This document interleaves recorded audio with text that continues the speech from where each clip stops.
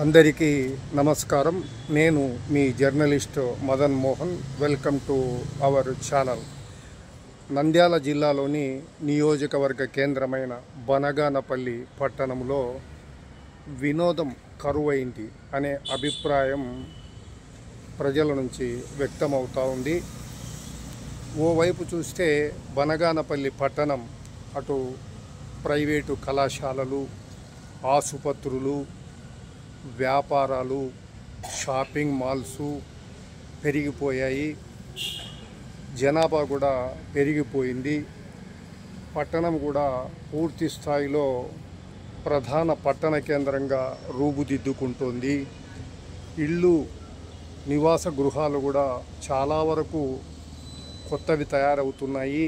G+1, G+ ఇంకా బహుళ అంతస్తుల బిల్డింగులు తయారవుతూ పట్టణము పూర్తి స్థాయిలో బనగానపల్లి పట్టణ దిశగా రూపు సంతరించుకున్నా కూడా వినోదపరంగా మాత్రం వినోదం కరువైందనే అభిప్రాయం వ్యక్తమవుతుంది. వినోదం అంటే ఇక్కడ సినిమా థియేటర్లు.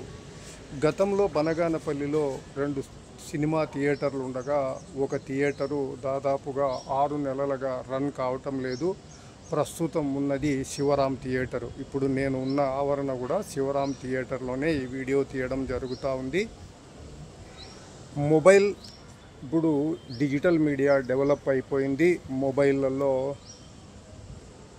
ఎన్ని మనకు ఆన్లైన్లో కూడా సినిమాలు చూసినా కూడా కొన్నింటిని ఇప్పుడు బయట తినుబండారాలు చూసుకుంటే కూడా మనకు ఎంత తిన్నా కూడా ఇంట్లో ఫుడ్ తింటేనే మనకు ఒక ఆనందం అన్నట్టుగా మొబైల్లో ఎన్ని సినిమాలు చూసినా కూడా నెట్ఫ్లిక్స్ ఇటువంటి వాటిల్లో, ప్రైమ్ ఇటువంటి వాటిల్లో ఓటీపీ ఇట్లా ఆన్లైన్లో మనకు మొబైల్లో ఎన్ని సినిమాలు చూసినా కూడా కొన్ని సినిమాలను స్క్రీన్ మీద చూస్తేనే వాటి అనుభూతి ప్రేక్షకులకు మిగులుతుంది.